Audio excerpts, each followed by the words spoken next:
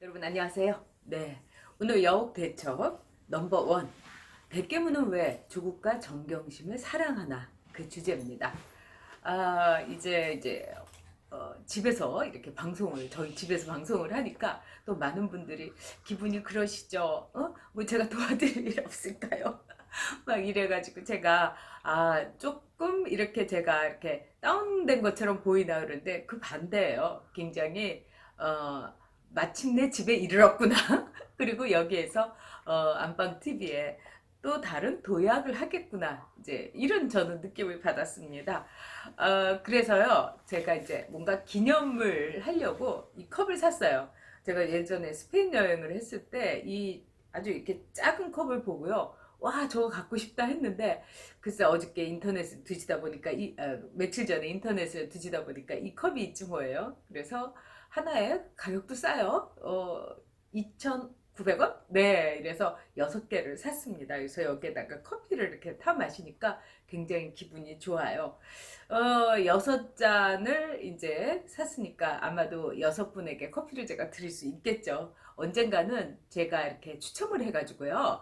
여러분 가운데서 6분을, 5분이겠네요. 5분을 초대를 해가지고 저희 집에서 커피도 마시고 제가 간단한 음식도 해드리도록 하겠습니다. 저희 말하자면은 그 오픈하우스 이벤트 이런 거 하도록 하겠습니다.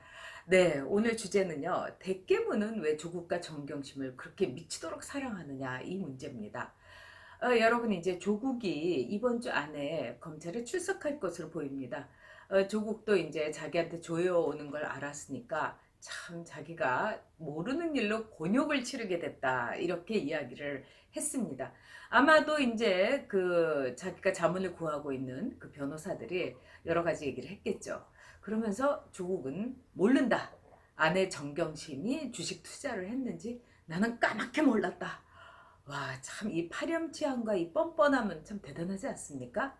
아니, 그렇게 모르고 아내가 주식을 하는지를 모르면은 어떻게 4천만 원을 청와대 근처에 ATM기에 허겁지겁 달려가서 4천만 원을 ATM기로 보낼 수가 있겠습니까? 아마 평범한 가장이라면요, 뭐 4만 원까지는 아니더라도 40만 원을 아내가 보내라고 하면 도대체 어디다 쓸 거야? 물었을 거 아니겠습니까? 그리고 저도 지금은 뭐 돈이 없어서 주식 투자를 못 합니다만은 주식 투자를 하게 되면요, 그 주식회사라든가 또는 뭐 금융위원회라든가 이런 데서요, 계속해서 우편물이 옵니다. 그리고 뿐만 아니라 뭐 정경심하고 완전히 별것처럼 남남처럼 사는 것도 아닌데 어떻게 모를 수가 있겠습니까? 이게 이제 조국의 수법 아니겠습니까? 뭐 딸아이의 그 생년월일은 내 딸이 아니라 꼭 딸아이라고 하죠. 딸아이의 생년월일은 저희 돌아가신 아버지가 고친 겁니다. 아버지가 참 이렇게 출생신고를 해서 저는 모릅니다. 그러니까 딸 문제도 그렇고 또 이제 뭐 허위 인턴 예정서 같은 거 이런 거 같은 거는 조교가 했다 이렇게 이제 밀어버릴 거고 주식 투자 사모펀드 다 이거는 마누라가 한 일이다 이렇게 이제 밀고 나갈 것 같습니다.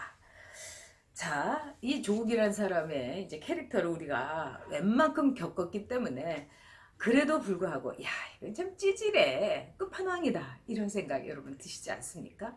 근데 그럼에도 불구하고 이번에 이 계속해서 주말에 집회가 열린다고 합니다.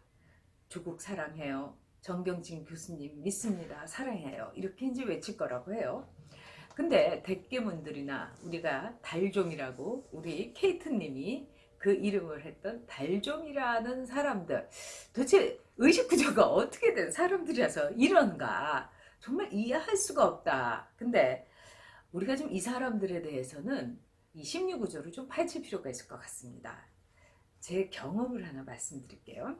제 초등학교 동창회에서 이 밴드를 하고 있어요. 근데 그 중에 한 친구가 있었는데요. 이 뭐 초등학교 동창이라는 건 여러분 그렇지 않습니까?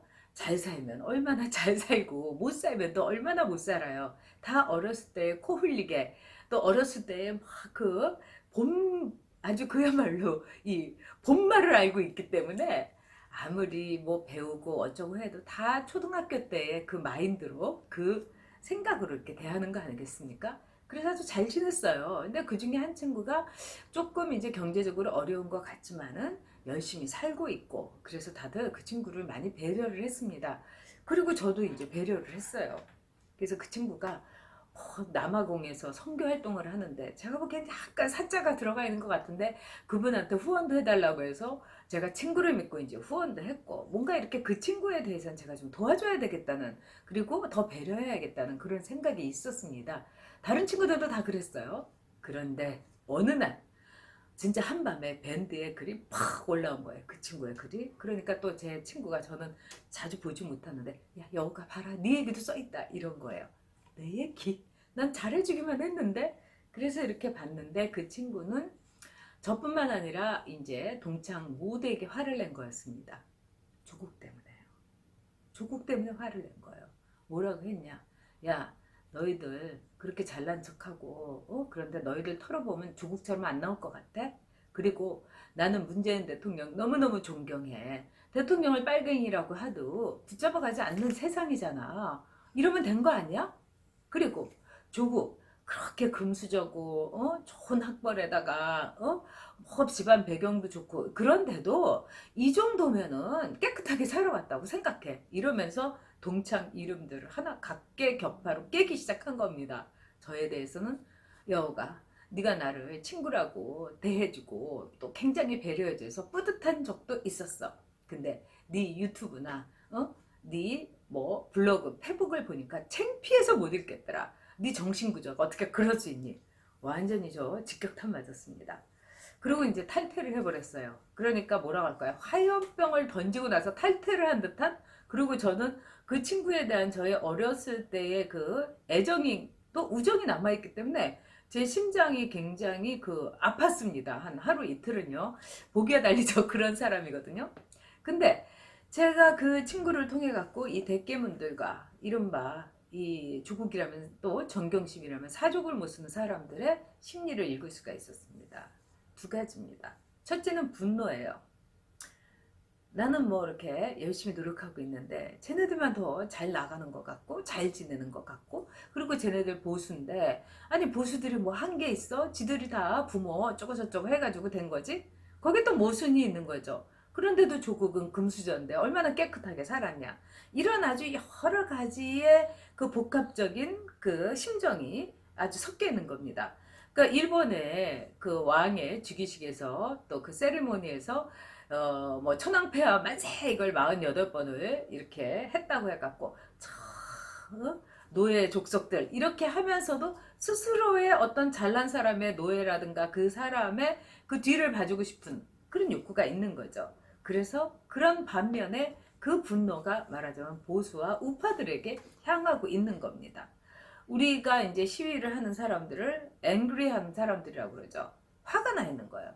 그렇지만 자기의 또 현실을 이렇게 쳐다보면은 내가 보기엔 좀 어글리한 것 같고, 이런 분노가 복합적으로 섞인 사람들이 대깨문의 구조를 이루고 있습니다.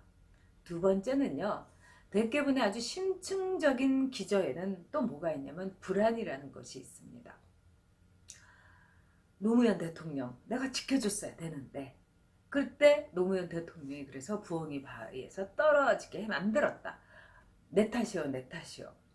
또 조국을 지키지 않으면 노무현 대통령 대신에 지금 대통령의 자리에 길을 가고 있는 우리 문재인 대통령까지 이제 한 묶음으로 들어가는 거다. 그렇기 때문에 지켜줘야 되는 거다. 이렇게 생각하는 겁니다. 그래서 지몬미, 불안, 이런 정서가 바로 대깨문에 있습니다. 그 다음에 세 번째는 자기 기만입니다, 여러분. 자기를 속이고 있는 거예요. 자, 이 정경심이란 사람이요. 촛불 집회 막 하고 있는 와중에도 차명 계좌로 막 주식을 사고 팔고 막 별걸 다 했다는 거 아닙니까? 그러면 정경심은 이 촛불 집회에 나온 사람들을 얼마나 우습게 알겠어요? 딱 보면서 꼬나봤겠죠. 정경심 교수님 사랑해요. 조국 수석님, 조국 장관님 무죄예요 하고 막 목청껏 외치는 그 사람들을 아마 비웃으면서 봤을 겁니다. 그런데도 그 사람들이 그렇게 외치는 이유는 뭘까요? 저는 이렇게 봅니다. 자기 기만, 거짓말을 하고 있는 거예요. 여러분, 정경심 교수님 사랑해 하고 난리치면은 어떤 생각이 드세요? 여러분이 누구를 사랑할 때 사랑한다고 난리칩니까? 자식에게, 정말 자식을 사랑할 때 가끔 너 사랑해, 엄마가 너 얼마나 사랑하는지 알고 있지? 이렇게 가끔 물어보지만 맨날 사랑해요, 좋아해요, 뭐 무죄해요, 지켜줄게요 이러지 않지요. 사랑은요 굳이 말하지 않아도 되는 겁니다. 이렇게 사랑을 외친다는 것은 결국은 사랑하지 않기 때문입니다. 여옥대첩 넘버1, 백계문과 달종들이 사랑을 하는, 조국과 정경심을 사랑을 하는 이유, 결론은 이겁니다. 그들은 진짜 사랑하지 않는다는 것. 자기 기만이라는 거죠. 문재인 정권도 자기 기만의 정권인 것입니다.